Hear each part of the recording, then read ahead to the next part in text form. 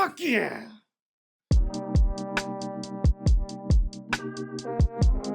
Sorry about the excitement. It's been a pretty bad year for films, so leave it to, I don't know, maybe the greatest American director working today to finally give us some good fucking food. That's the state of 2025 film. We have to bring out one of our legends to show us how it's really done. I can wholeheartedly say this is only one of two movies this year that I've been overjoyed and enthusiastic about. Paul Thomas Anderson is back with his biggest film to date. And when you have a director like him with so many masterpieces, when his film comes out, it's an event. And this, ladies and gentlemen, might be the event of the year. One battle after another is set in an alternate America that's very similar to ours. We open with the resistance group, the French 75, liberating an immigrant detention camp. The group is joined by Ghetto Pat, an explosives expert, played by Leonardo DiCaprio. He soon forms a relationship with Perfidia Beverly Hills, played by Tiana Taylor. In this alternate America, the government has been overrun by a fascist white supremacist group, totally not based in reality. Pat and Perfidia have a love almost as radical as the group. But after a mission goes wrong, the group is disbanded, and we flash forward 16 years. Pat, now Bob Ferguson, is living off the grid and raising his 16-year-old daughter, Willa, all by himself. But soon an enemy from his past returns, Colonel Stephen J. Lockjaw, played with menace by Sean Penn. He goes on a personal mission after Bob and Willa. Now Willa is on the run, and Bob, a total burnout who's lost a step, has to rescue her. Can Bob find the courage to save his daughter and find that revolutionary spirit once again?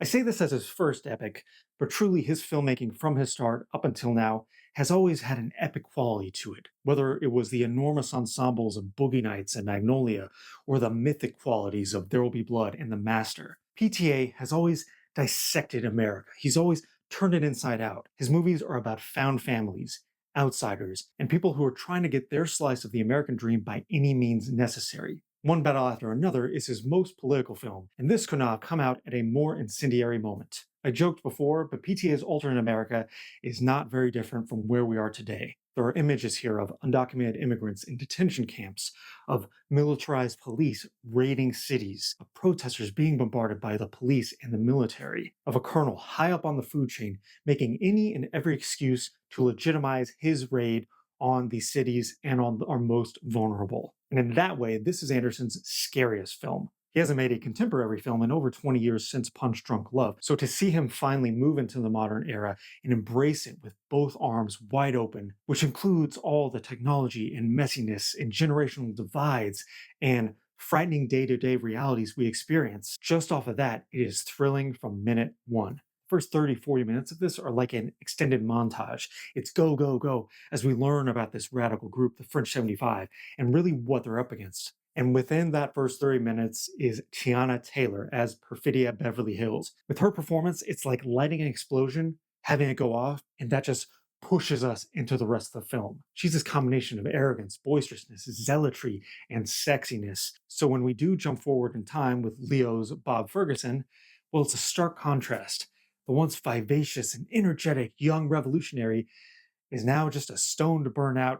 We're so used to Leo being cool, calm, and collected that it's only in the last few years where he's played losers. Here, he goes full dad energy. He's not afraid to be vulnerable, but also look like a total bumbling fool. So when we're in this extended set piece where he's getting help from Benicio del Toro's sensei, his daughter's karate instructor, and he's running from Colonel Lockjaw, and Benicio's taking him to his underground Latino railroad, it becomes this incredible balancing act of Paul Thomas Anderson juggling the hilarity of Bob's situation, but also the incredible, terrifying suspense of this militarized force pursuing him. And at the center of that is Sean Penn as Lockjaw. Sean Penn has been a little bit in the weeds the last 10 years, but with Anderson's help, Penn feels resurrected, revitalized.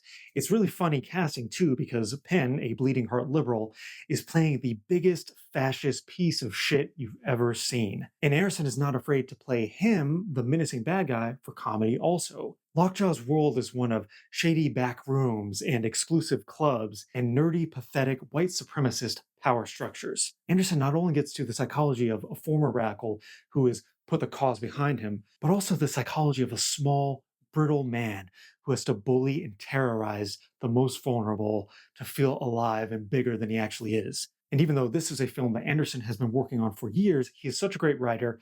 And let's be honest, history and American politics and government is so predictable that this film becomes a mirror to our times now. But also asking us that if we lose the first battle when we're young, do we have a responsibility to give that battle to our children? And how ethical is it for us to put that burden on our kids? That's the moral conundrum of Leo's character, who has trained his daughter for this moment, but even she is taken aback by his paranoia being made true. If Tiana Taylor is the heart of the film, Chase Infinity, as Bob's daughter, is the soul. Infinity just takes the reins of her first feature film role and pretty much steals the movie because it becomes her strong will in the face of fascism, terror, and life or death situations that provides the propulsiveness and the suspense of this film. And let me be honest here, this is PTA's first action film. This isn't meditative and art house like There Will Be Blood and The Master, but this also isn't just nonstop coked up energy like Boogie Nights and Magnolia.